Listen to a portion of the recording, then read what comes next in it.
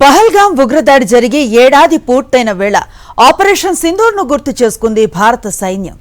మానవత్వపు హద్దులు దాటినప్పుడు ప్రతిస్పందన నిర్ణయాత్మకంగా ఉంటుందని హెచ్చరిస్తూ ఎక్స్లో పోస్ట్ పెట్టింది.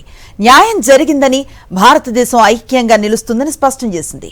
కొన్ని సరిహద్దులను అస్సలు దాటకూడదు, భారతదేశం మర్చిపోదని భారత ఆర్మీ తన పోస్టులో పేర్కొంది. 2025 ఏప్రిల్ 22న పాక్ ప్రేరేపిత ఉగ్రవాదులు పహల్గాంలో టూరిస్టులు లక్ష్యంగా జరిపిన ఉగ్రదాడిలో 26 మంది ప్రాణాలు కోల్పోయారు. పర్యాటకులను చంపే ముందు వారి మతం గురించి ఉగ్రవాదులు ప్రశ్నలు అడిగినట్లుగా వెల్లడైంది.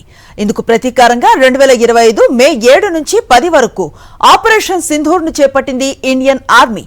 పాకిస్తాన్లో ఉగ్రవాద స్థావరాలను ధ్వంసం చేయడంతో పాటు వందలాది ఉగ్రవాదులను కడతేర్చింది.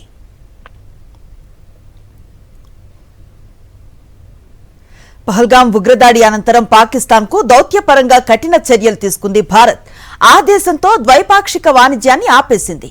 గతంలో పాక్తో కుదిరిన సింధు నదీ జలాల ఒప్పందాన్ని రద్దు చేసింది. భారత్పై ఏ రకమైన ఉగ్రదాడి జరిగినా ఉపేక్షించేది లేదని అప్పట్లో ప్రధాని మోదీ పాక్ను తీవ్రంగా హెచ్చరించారు.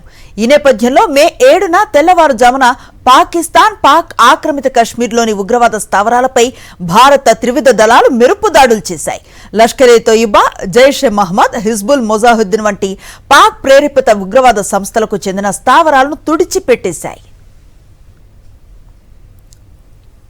ఇక పహల్గాం ఉగ్రదాడికి పాల్పడిన ఉగ్రవాదుల ఏరివేత కోసం భారత సైన్యం 2025 జూలై 28న ఆపరేషన్ మహాదేవ్ను నిర్వహించింది. ఉగ్రదాడిలో పాల్గొన్న 3 లష్కర్-ఏ-తోయిబా టెర్రరిస్టులను ఈ ఆపరేషన్లో భారత భద్రతా బలగాలు మట్టుబెట్టాయి.